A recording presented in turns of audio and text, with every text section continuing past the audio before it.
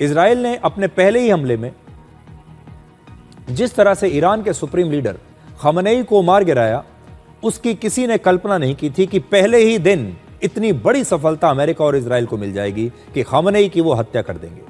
Operation Khamenei को America और Israel का सबसे बड़ा खुफिया ऑपरेशन माना जा रहा है। इसे ईरान का सबसे बड़ा इंटेलिजेंस फेल्योर भी आप मान सकते हैं। उनकी इंटेलिजेंस फेल हो गई। इस हमले से पता चलता है कि इंटेलिजेंस आज भी किसी देश के लिए इतनी ज़रूरी क्यों है। आपका जो इंटेलिजेंस का नेटवर्क है, आपकी इंटेलिजेंस की जो संस्थाएं हैं, खुफिया एजेंसियां हैं, उनका यही तो काम होता है। और खुफिया एजेंसियां अगर आप अच्छे से अपना काम करें तो कितना फ़ायदा होता है देश को, किसी को भी, वो आप यहाँ से देखिए।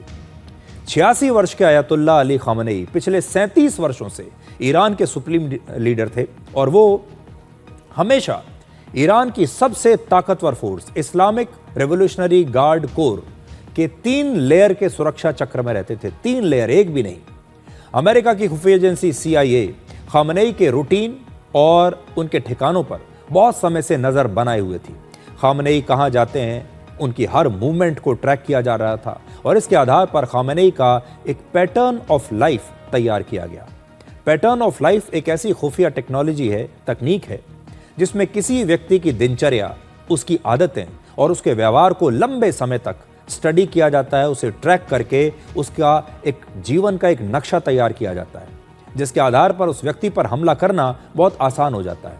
इसमें खामेनी कहाँ रहते थे, किस किस से मिलते थे, कहाँ पर बातचीत करते थे, कहाँ पर अपनी मीटिंग्स करते थे, और अगर हमले की धमकी मिलती थी उन्हें तो उसके बाद वो कहाँ पर जाकर छुप सकते थे, ये सारी खुफिया जानकारियाँ पहले से इकट्ठा कर ली गई थी।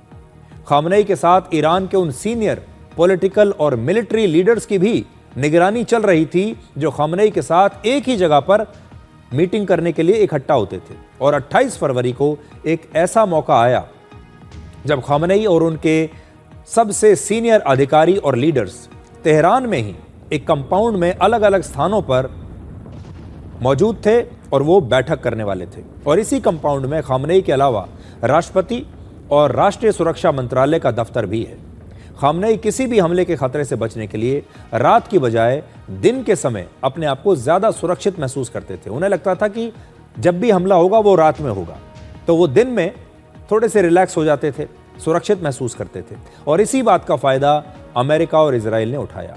CIA को जैसे ही पता चला कि खामेनी अपने बड़े अधिकारियों और लीडर्स के साथ इस कंपाउंड में मीटिंग करने वाले हैं, उसने ये सूचना इजराइल को दे दी, जिसके बाद इजराइल ने अपने हमले के प्लान को बदल दिया। पहले इजराइल यहाँ पर रात में हमला करने वाला था। 28 फरवरी को सुबह लगभग 6 बजे इजरायली लड़ाकू विमानों ने उड़ान भरी। सबसे पहले ईरान के एयर डिफेंस सिस्टम्स को उन्होंने जैम कर दिया। फिर खामेनी की मीटिंग की लोकेशन पर उन्होंने बिल्कुल सटीक हमला किया। और अमेरिकी मीडिया के मुताबिक इजराइल के फाइटर जेट्स ने खामेनी के कंपाउंड पर ब्लैक स्पैरो मिसाइल से हमला किया। ये मिसाइल लगभग 800 किलोमीटर की रेंज तक हमला करती है और इसकी टॉप स्पीड है 6100 किलोमीटर प्रति घंटा। हमले के समय खामेनी के साथ ईरान के कई बड़े बड़े लीडर्स और सैन्य अधिकारी मौजूद थे। और अमेरिका के राष्ट्रपति डोनाल्ड ट्रंप ने यह कहा भी बाद में कि इस एक हमले में ईरान के 48 सीनियर लीडर्स की मौत हो गई, यानी एक ही झटके में 48 सीनियर लीडर्स चले गए।